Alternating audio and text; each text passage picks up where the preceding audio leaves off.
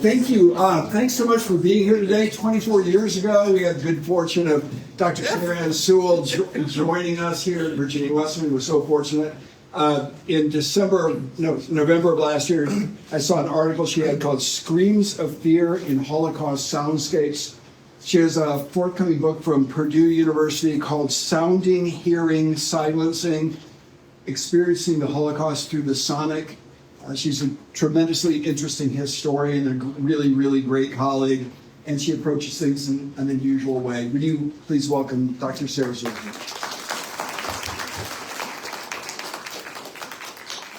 Thank you. Can you hear me okay? Yeah.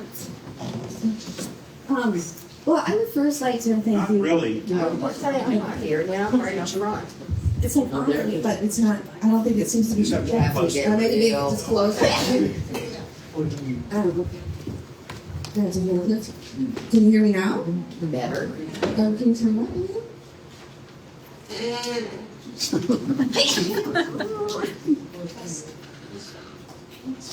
Testing. Usually I can go in this room without even a microphone. I have a loud voice. I have 5 siblings. The loudest one always won the argument. Okay, so we can hear me okay?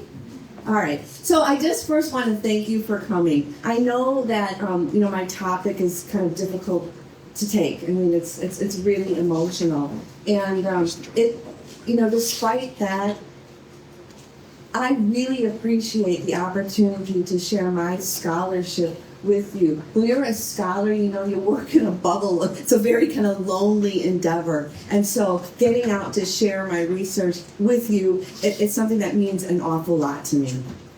So thank you. Thank you for coming. My talk here today is Freedom from Fear, Jews and the Sounds of Liberation in 1944 and 1945. And before I talk about Jews' experiences, I want to share with you a letter to the editor that was written in January by a man from Texas. He sent it to the New York Times. Here's what he wrote. I am a Hispanic American and United States citizen by birth who believes deeply in the foundational tenets of this nation. But for the first time in my 42 years, I live in fear. Fear that I will be stopped because I look the way I look, or because I was overheard speaking Spanish to my wife or son, both American citizens. Fear that I looked at and aged the wrong way, or that we won't have our passports on us because why would we? Fear that I'll say the wrong thing, and that even if my words are justified, I'll be beaten and taken, or worse, my family will be. I fear that my son will witness it and have to live with that memory. Fear of ultimately being disappeared. What a wild thing to write. I live in fear in my own country despite having worked my way into senior roles at Fortune 50 companies, despite having paid my dues, despite having taken nothing from anyone, despite doing things the right way. I live in fear, and there is little else that I can do but write letters like this one, because I have dwindling faith that my representatives in Congress will have either the willingness or the ability to help. Yet my family and I remain here for the promise this nation made to us, and we fight every day to ensure that promise is kept. Please fight harder for us. Show what door-to-door searches look like. Show what it means when humans are abducted, citizens and non-citizens alike. Chase down the name and the people responsible. Hold them to account. Wave the flag before we no longer have one. I wish I could put into words how I felt when I first read that, and even how I feel right now as I read it again for the umpteenth time. Stunned? Shocked? I mean, those are definitely words that come across. Why? Because I had read words like this over and over again thousands of times. But those were words from Jews, European Jews, who had suffered in the Holocaust. And so these words that this man was writing, a fellow citizen in my own country, they rang so familiar to me, and it shocked me, okay? But I also felt tremendous sadness. I felt sorrow that I had a fellow citizen who was living with terror. Okay? And I also felt anger. I felt anger because my country was subjecting him to this sort of situation. I spent a good year of my life studying fear in a very, very deliberate way. Fear affects people in so many ways. It is a very insidious emotion. It affects you emotionally. It affects you psychologically. It affects you cognitively. If you get afraid, so afraid, sometimes you can't think straight, figure out what to do. And fear is also absolutely inscribed in your body. You know if you get really scared, you might shake or tremble or something. Now, if you can kind of imagine, like, fear at an untold level, how that is like in your body. And so we sort of talk a lot about PTSD. Well, that's what a lot of victims of the Holocaust had. And they remember that fear forever. It never goes away. Even if they mentally can put it out of their minds, it is always in their body. In January 1941, the President of the United States, FDR, he gave a very famous speech called The Four Freedoms. And he said there are 4 freedoms that everybody in the world should have the right to. Number 1, the freedom of speech. Number 2, the freedom of religion. Number 3, the freedom of what? Meaning some kind of economic security. And what was the 4th freedom? The 4th is freedom from fear, which, he wrote, means a worldwide reduction of armaments to such a point and in such a thorough fashion that no nation will be in a position to commit an act of physical aggression against any neighbor. He's writing in January 41, okay, Pearl Harbor, December 41, so like 11 months before that. He goes on in his speech and he says, freedom means the supremacy of human rights everywhere. Our support goes to those who struggle to gain those rights and to keep them. Our strength is in our unity and purpose. I would argue that this is a very bold declaration that he has sent out to the world about the importance of human rights, the importance of freedom, and one of them being probably something we never thought about before, the freedom from fear. And that's what I want to talk to you today about. This was on my poster. I don't know if you paid attention to it, but these are boys that have been liberated. And then on the tray it says Hitler kaput. Yeah, Hitler is over. So I want to talk about them and many others about how did they experience liberation at the tail end and after World War II.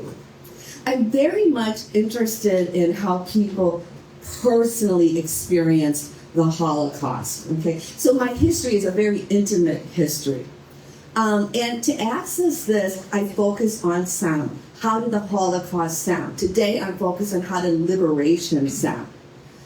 Before I get into that, however, I want to give you a little bit of contextual information or background information. So, if I were to ask you how many concentration camps were there, do you have any idea? My friend, Tim Cole, he's a geographer, and he's been mapping this out. There were at least 44,000. Wow. Yeah. Okay? So a lot of the testimonies I look at there, they talk about places. I have to figure out where these are. I mean, I've never even heard of them before. Now, this map here shows you the German, what we usually probably call concentration camps, and then what a lot of people refer to as death camps or extermination camps. I call them killing centers. So in this map here, you can see there are signs with the swastika. Those are concentration camps. And if you look at them, most of them are located in what was Germany at the time, yeah? And then if you look over in Poland, you see these poison signs. Those are killing centers, meaning in most cases, people arrived and it was a killing factory and they were dead within a few hours. There was no camp part of a killing center. Now, Auschwitz-Birkenau, near Krakow, let's see if we can do this. I can't get the pointer and I can't even see. Near Krakow, that's a little bit different. That's a very exceptional kind of camp or killing center, but that's probably one you most know. This here shows you kind of detailed graphic of Poland. You can see Auschwitz-Birkenau right there. So what I want to talk about today is the end of the war and what happened to Jews at the end of the war. So by 43, the Soviets got the upper hand on the Eastern Front, and they began to push Germans back. All right, they're heading towards Germany. And then you have D-Day, June 6, 44. Then you have the Western Allies landing, and they're pushing the Germans from the West, yeah? And Germany is retreating. But let me say this. Hitler had no plan for retreat. So it happens in total chaos. This map here kind of shows you some of the routes that Jews took. So you can see from Auschwitz, you could see, if you look at north, you see Bergen-Belsen. I would point that out as well. If you look down a little bit in the middle, you see Buchenwald. Okay, so those are camps in Germany. So basically what happened as the Soviets came, particularly from the east, the Nazis wanted to forcefully transfer their victims. And a lot of them are in Poland, and hundreds, about 100 to 2,000 are in Auschwitz-Birkenau. And they're being forced to move, but the Germans don't have a plan. Sometimes they are walking, okay? And so you see this photo that was taken. It's a clandestine photo. And sometimes, usually they walked for a while, and then they got on some kind of train car, and it was usually this kind of train car that had no roof on it. So these are called death marches. Why are they death marches? Because people died along the way. Think about it. You begin with emaciated bodies who are asked to walk hundreds of miles, okay? They've been given, in the case of Auschwitz, they've been given a loaf of bread, all right? The women and girls, they're in dresses. Most are wearing, I'll have a picture for you later, these wooden clogs. These wooden clogs really hurt your feet, and if you're walking mile after mile after mile, you're getting blisters, and if you have no medicine, you could die of infection, okay? And this is Poland in January 45, which went on record as one of the coldest years ever. So it is just terrible, and people died every day. And if they fell behind, the Germans shot them. And so the way I envision Poland and Germany in like late 44 and then really into 45 is littered with bodies because the Germans didn't bury the corpses. All right? So the world knows. I mean, this is the evidence.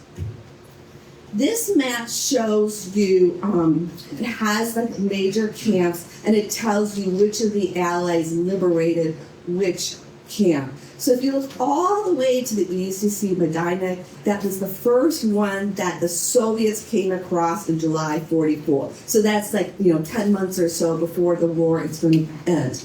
But then what I want to draw your attention to is that if you look up in the northern part of Germany, you see Bergen-Belsen. That was liberated by the Brits. And then if we look south, I don't know what's that symbol. That symbol is like a hourglass or something. You see all the camps that the U.S. liberated. And what do we hear? Like Buchenwald and Dachau. These are ones that people know a lot in the U.S. because U.S. troops liberated them. So I'm going to talk about sound. But I just wanted to let the students know this is a topic that interests me. In spring 2027, I will be teaching a course on the Holocaust. All right, so let me tell you a little bit about my method. So what is sound history anyway? So what am I thinking about? One of my first concerns is who generates the sound? Who makes the sounds? Absolutely, the perpetrators make noises, okay? But so too do victims. So I'm interested in both sounds. I'm also interested in silences. Under what conditions were people forced into silence? Under which conditions did they decide to silence themselves? Sound isn't just generated, it's received. So I'm interested in how people heard the sounds. And obviously, hearing is one of our senses. And what we know from the research is that all of our senses are tied together. So you don't just hear with your ears, you hear with your entire bodies. And the way that you might experience something, maybe you hear something and see something or smell something all at the same time, all that goes into your understanding of the experience. And if it becomes too much, you get a sensory overload. The word that survivors used often was, I was numb. I was numb. I was just paralyzed. you hear the sounds, you become, instead of an eyewitness seeing, you become an ear witness. And so I'm interested in these ear witnesses, and I'm interested in how hearing these sounds affected the ear witnesses, particularly their emotions. And in many cases, particularly the noise is intense, the emotions are equally intense. And so as you see, I get into their experiences, their understanding, their psychology, their body, a whole bit. I get very, very finely ingrained, intimate history of the Holocaust from the perspectives of Jews. The other thing I would say about sound history per se is we have sonic memories. All of you can probably remember a time when you heard a song, from long ago, and then you heard that song, it took you right back. Yeah, all these sounds can kind of trigger our memories. So sounds function as mnemonic triggers that prompt individuals to re-inhabit their previous states of being. This means that sometimes when you hear sounds from the past, you also feel the same emotions from the past. What do I look at in terms of my sources? Published and unpublished memoirs, diaries, oral and video testimonies. Some of my findings. Okay, so the first finding I talk about is the perpetrators, which is the focus of most of my book, but it's not going to be today. But I just want you to know that we have these sounds made by perpetrators, Germans and their many collaborators. The Germans want to commit a genocide in a controlled, methodical process. And controlling sound was absolutely part of this. So there's a tactic they use to implement genocide. The concept that I have developed, I call acoustic assaults. Okay, so Germans unleashed acoustic assaults on their victims. And I define that as sonic violence deployed as brutal force by perpetrators to subdue their targets by instilling fear through sound. So they use sound to scare their victims so that they become subdued. What kind of sounds am I talking about? Shouting, anti-Semitic slurs, cruel laughter, the German language itself, barking dogs, and gunshots. These are the sounds of terror if you're a Jew. These sounds are violence in and of themselves. They are not byproducts of sound. If sound comes at you so loud, it actually affects your body and it does physical harm to you. So it is violent. These acoustic assaults, they are political tools. The perpetrators are weaponizing sound against their targets. Acoustic assaults, they have an energy to them. They discharge a force, and I argue that this force that comes from the perpetrators goes into the victims in their bodies, and they feel it. And as a result, when these sounds become so loud, the victims themselves, they become thoroughly immobilized. They become cognitively paralyzed. They're overtaken with feelings of numbness, and they have trouble reacting. They cannot think straight. So another set of my findings focuses on victims' sounds. Like, what kind of sounds were they making? So the perpetrators are making all these sounds, these often very vicious acoustic assaults, but Jews are also making noises as well, right? I call these sounds of suffering. They include wails and screams and cries and prayers. And so what are they? They are sounds giving expression to the pain that Jews feel, okay, the emotions that are going through them. And in many cases, the bottom line one is existential fear. And so these sounds get connected to the perpetrators' acoustic assaults, and at the same time you have the Jews' sounds of suffering, and you are in the midst of this, and you are ear witnessing it. You are hearing all this coming to you at once. And so many of the survivors, when they write about it, they say how they hated hearing sounds, and they hated hearing the suffering of their fellow victims. And so I call them reluctant ear witnesses. So let me take you to how Jews heard liberation. And I want to start with this gal, Lena Glisson. And this is in the fall of 1944. She's at Auschwitz-Birkenau at the time, and the Soviets are closing in, and there's news about the war. Here's what she wrote.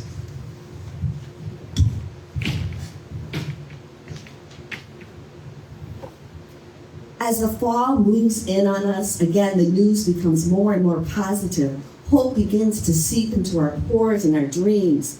Morning tea is our favorite time of day because the men from the kitchen who bring the kettle whisper news of the war to one or two of us. We sip our tea, sharing the latest information. The Allies are pushing back the Germans. The Russians are closer. The Allies are going to bomb the train tracks. We wait each day for more good news, more hope, which comes in on the radio smuggled into camp. This is food for our soul. And even those weak from hunger feast on this free meal of information, holding it close to their hearts as one would an extra ration of bread. And so here we get a sense, I love this line. The war news of Allies' ascendancy was food for the soul that induced hope. And we see a clear relationship between what they're hearing and the emotions that they express.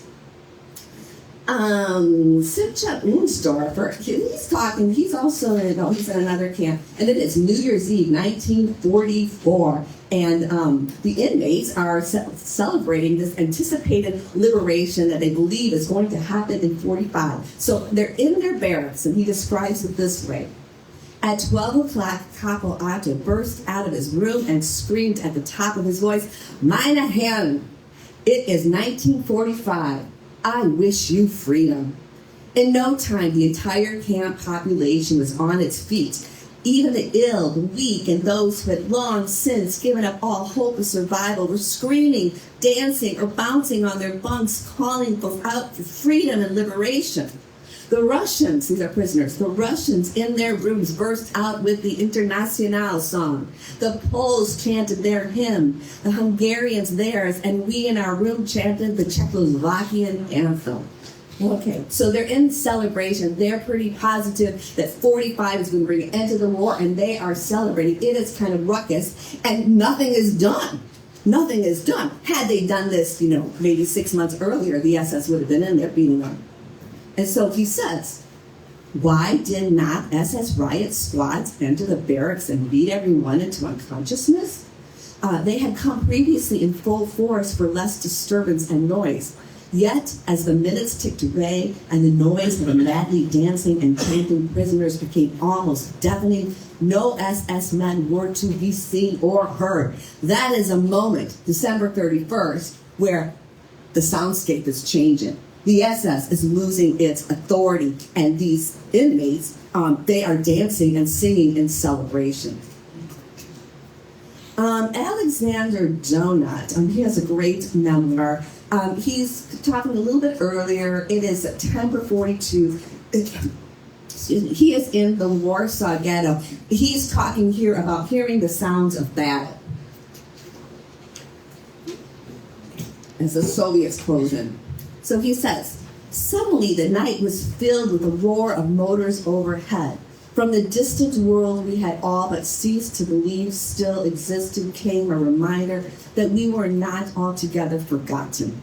As the bombs began to explode and the houses of Warsaw collapsed or went up in flames, we realized that we still had friends and allies. No one ran to their shelters. Instead, we listened spellbound to the symphony of destruction where we were, and we blessed the Soviet pilots above. The air raid brought new hope to the ghetto, and hundreds of prisoners took advantage of it to make good from their escape from the thing is called the Umschlagplatz. That's where they rounded up Jews and sent them to death camps. So here we have these terrifying sounds of bombs going on. These are thundering, loud explosion. Buildings are falling. They are collapsing. And how does he describe it? He describes it as a symphony of destruction that brought them hope. They were fearless. So many victims, as they heard the bombs and the tanks of the Allies coming, these were like signals that made them hope for the end. But I want you to know, in the final months of the war, it was also terror. And one example I have for you is from Lydia Vitton-Jackson. She is writing it's 1945. She is 14 years old, and unbelievably, she is on a train, kind of one of these death trains that doesn't seem to have a destination. Nobody knows where it's going. And she is with her mom and her brother, Booby. Okay, and so the Allies are closing in. There's war sounds going on, battle sounds going on. This train is there. The SS doesn't know what to do. And what the SS decides to do is it's going to kill all the prisoners. And it's going to do it by announcing that there's soup. Okay, so get off the train and go have some soup. And then when the people got off the train, they shot them. The family doesn't go off the train, and that's why they're safe.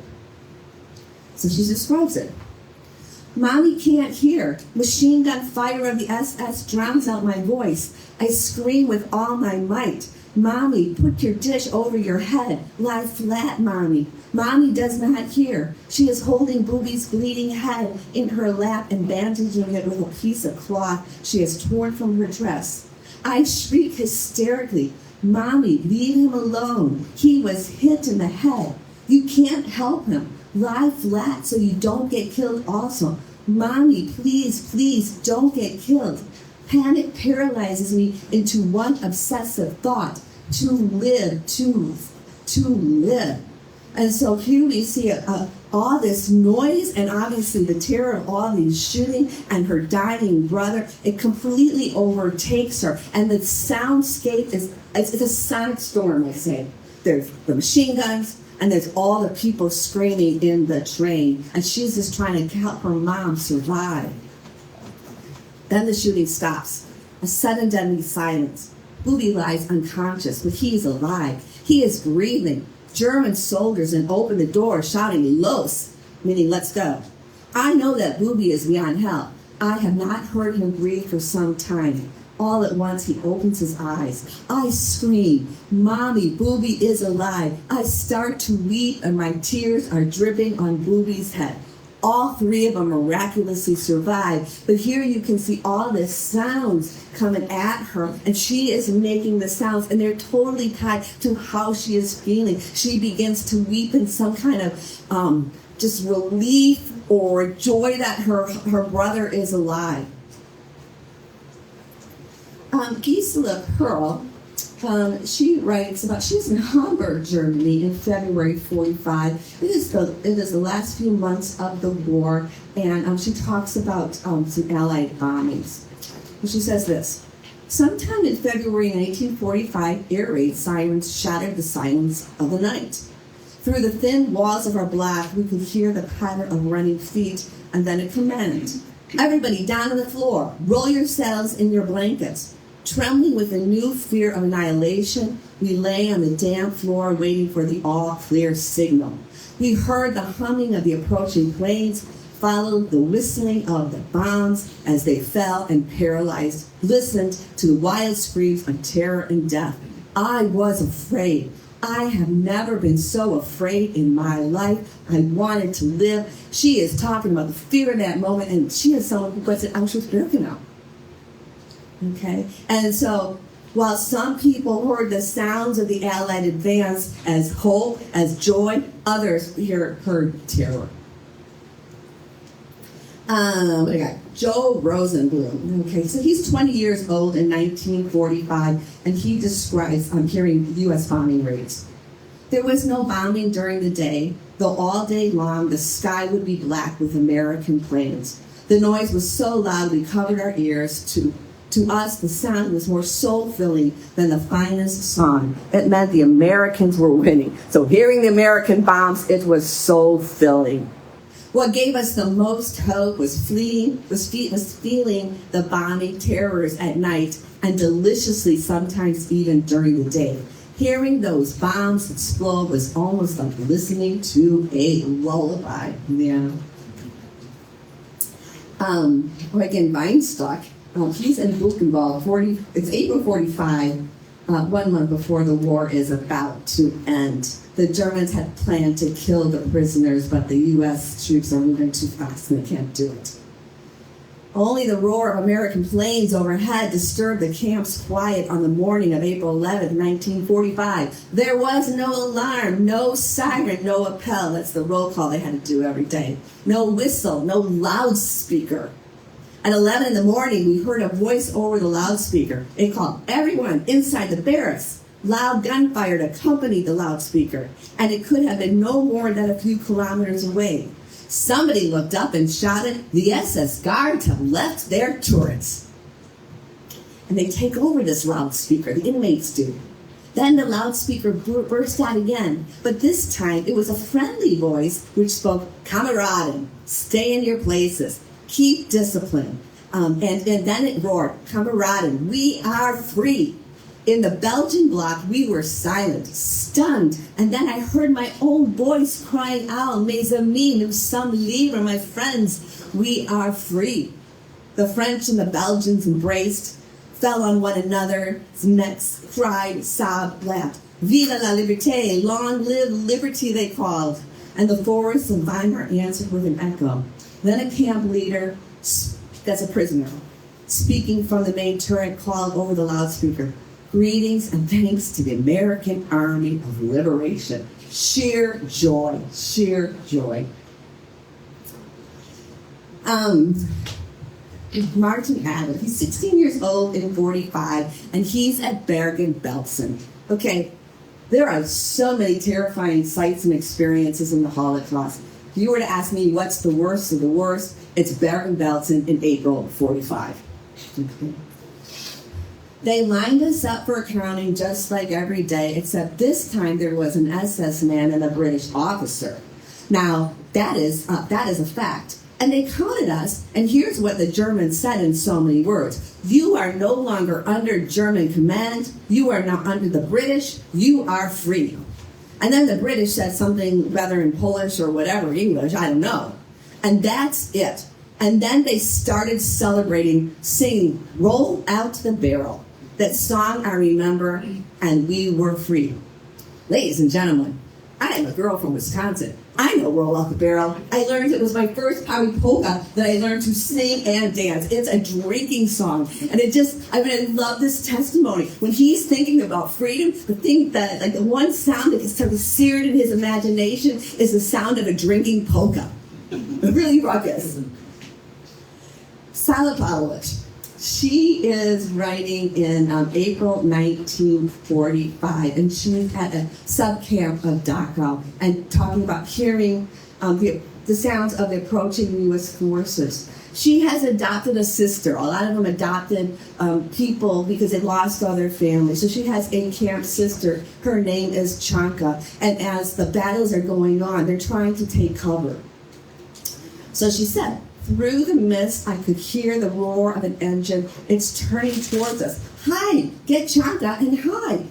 People were falling on their knees in the roadbed. They were tearing off their clothing and waving it about them, and I could hear them wailing through the morning mist. Chanka and I sat together, holding each other and listening to the insane babble that was coming to us from the road. More people were finding their way to the road and joining those already there. We heard their cries and shouts. "Please stop. Don't leave us alone. Don't leave us, Americans." So the U.S. troops are coming in, and again, you get the sense of a sonic storm. There is a battle going on, and meanwhile, the prisoners they're getting free, and they're yelling and they're screaming. Some are probably getting hit, so they have sounds of suffering, but some are also celebrating in joy because they're going to be free. And then she writes, "Someone shook me. Wake up, sweet. Wake up and look. You're free, free." He repeated those words slowly, as if taking special pleasure in the sound. I could not move. He held me up for a few seconds, long enough for me to see men and women still clustered in the road, crying. There was no weeping or wailing now, but simple, almost calm crying, relief. And then she writes tragically, "I turned to Chanka, who lay next to me, motionless. She was dead. 1 minute after our liberation, perhaps, she had died. I fell back. I was free." This is a great book, Isabella Leitner's Fragments of Isabella. She is 21 years old, or 45, and she was on a death march with her two sisters, and they escaped from the death march, and she's being liberated in Poland. Here's what she had to say. We are liberated, barefoot, wearing only a single garment each. We all surge out into the brutal January frost and snow of eastern Germany and run toward the troops. Shrieks of joy, shrieks of pain, shrieks of deliverance. All the pent-up hysteria accumulated over years of pain and terror suddenly released. I have never since heard sounds like those we uttered, sounds released from the very depths of our being. The sheer force of it must have scattered the ashes of Auschwitz to every corner of the universe, for our cries of joy suddenly turned into a bitter wail. We are liberated, we are liberated. But where are they all? They are dead.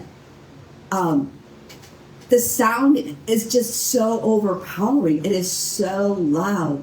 And then after this initial moment of joy, of hope, then you have to sort of face the fact that so many people have not made it.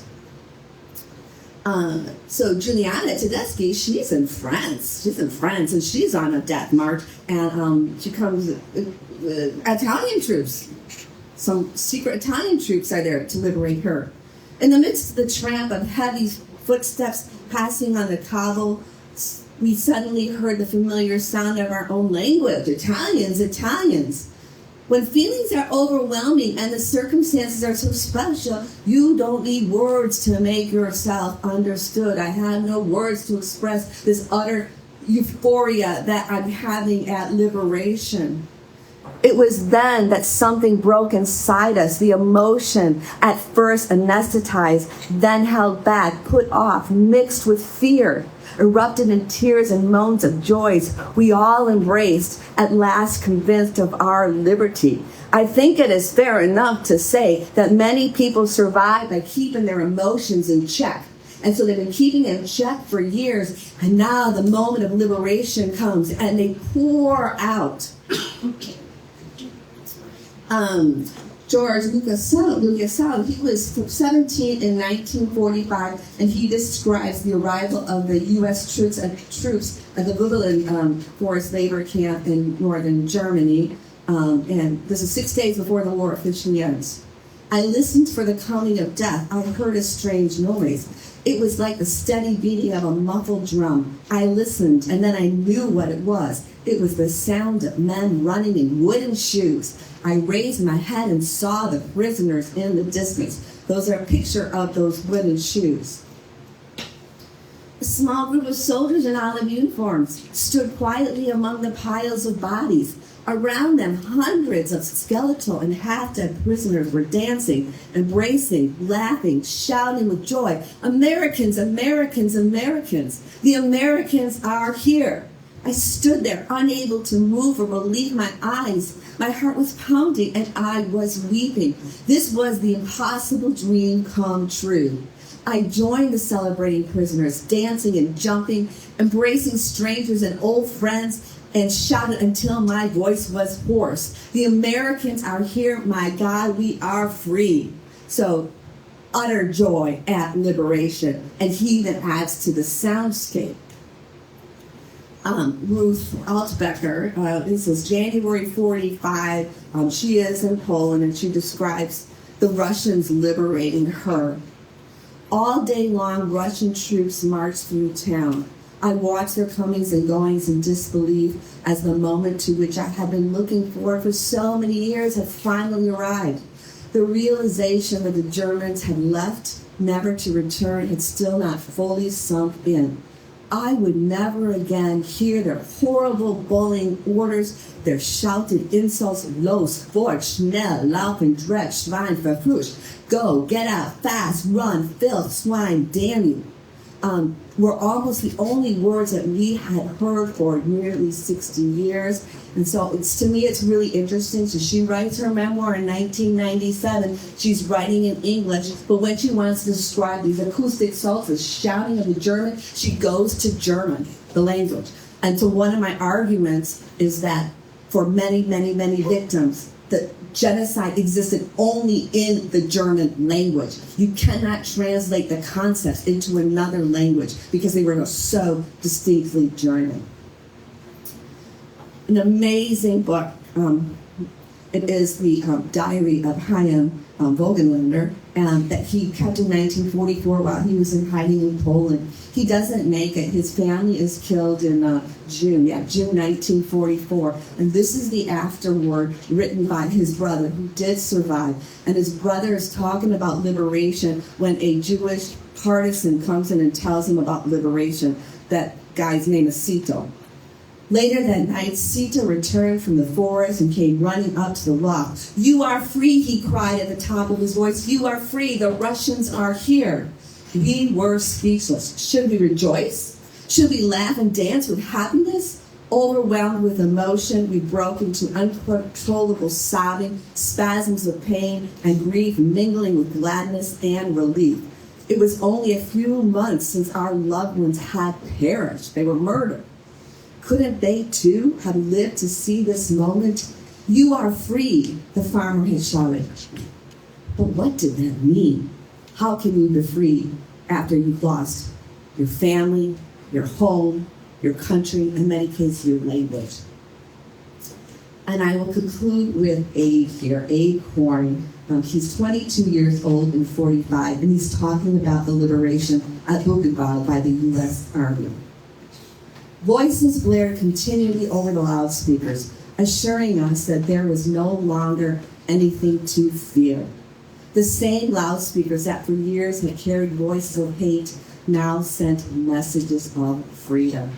In a moment, the soundscape is transformed as the Americans and the prisoners seize the soundscape. And the Americans get on the loudspeakers and they say, "You no longer have anything to fear."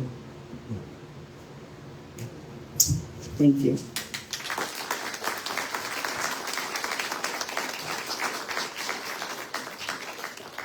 Yeah, I think we still have about 8 minutes left for questions. Are you open? Yeah. Go ahead. What were the sounds that the people in the towns around the camps were hearing? Oh, so you're talking about ordinary Germans? All right. So understand this. The German population is also suffering a lot because they are getting bombed. I mean, the thing about it is that World War II was a war that all sides thought that the only way out is unconditional surrender. There's no negotiation. But when you're dealing with someone like Hitler, he's never going to surrender. And so the Allies bombed Germany. It doesn't work. So they bomb it again. And they bomb it again, and they bomb it again. So they bomb sites that they've already bombed. And so the people of Germany, they are hearing the sounds of all the bombs. They're hearing the air raid sirens. They're hearing radio propaganda saying, stay strong. But what's to me is really interesting is very few Germans will talk about hearing Jews, hearing the camps. And they've been walking all over, right? They've been doing all these death marches, so they heard them. So one of the things I'm really interested in is how Germans heard those wooden clods on their cobblestones. They definitely heard them, but they don't want to talk about it. Some of them working there during the day? Some of the who? Germans in the towns. I mean, if they haven't been bombed to smithereens, they're some kind of factories. They're prioritizing armaments.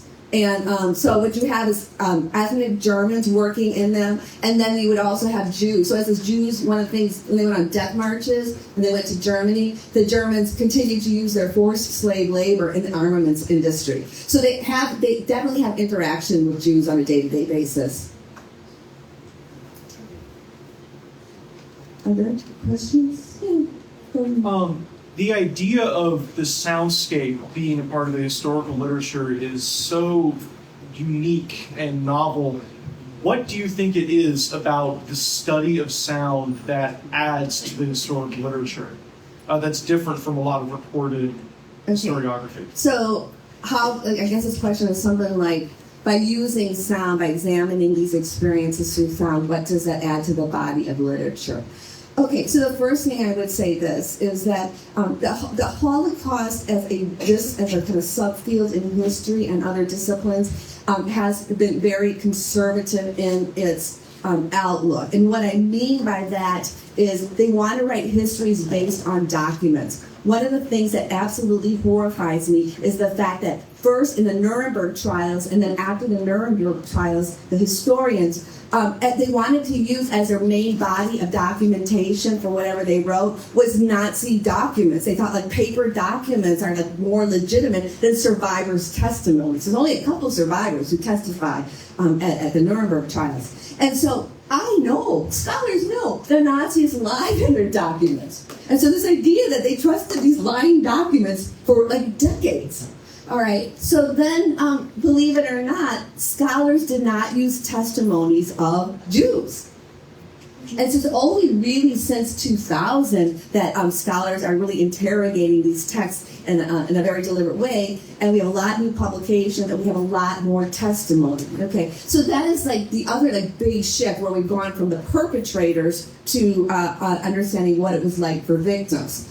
All right, so then you got to figure out, like, what are you going to do with these victims' testimonies? As a scholar, you have to produce something new. So it can't be just a story of tragedy, right? It can't be a catalog of tragedy. You have to sort of do something more with it. So what do I do that's new? Okay, so first of all, it's a sensory history. And a sensory history, by definition, is an embodied history, right? So you kind of understand how the experiences affected the entire body, all right? So that's the sound. We know, there's like amazing research done. I mean, just to give you one example, in Guantanamo Bay. Okay, Guantanamo Bay, during the war with Iraq, they captured prisoners and they put them into Guantanamo Bay, and they wanted to torture them, but they didn't want to do it in a way that left marks. So they used sound. And so what they found, so this was CIA stuff. So CIA sort of started researching this in the 1970s, and they found out that you can use sound to cause physical damage to people. And so they started Guantanamo Bay, and they're thinking, okay, these prisoners are going to torture. We're going to listen, like blaring loud music, not let them sleep deprivation, and we're going to do like heavy metal. And the prisoners start to react. And then the guards are like, well, let's try some other sounds. You know what song the prisoners reacted the most to? The Barney song. The Barney song played and played loudly, and for a long time, and you're sleep deprived, did so much physical damage to the victims. Okay, so these sounds really impact your body, so that's sort of one part. But then what else is new? What I do, and maybe it might not sound revolutionary to you, but it is in terms of my field, is I tie this to the emotions. Okay, the history of emotions is sort of a new field, and it definitely is one that's just starting in the Holocaust. And so when you're talking about anything from what we call negative emotions, like fear and anger and grief, to positive emotions. I mean, people fell in love in the Holocaust, right? And so exploring those emotions, that is new. But you see, I don't think there are many sounds that people make or hear that are not tied to your emotional fabric. You think about anything from a scream to a laugh, right? And somehow it gives insight into emotional experiences. So how about some of that, Warren? I can talk all day long. We kind of don't want to leave on Barney, but at the same time, this was absolutely fantastic. Thank you very, very, very much. We appreciate this.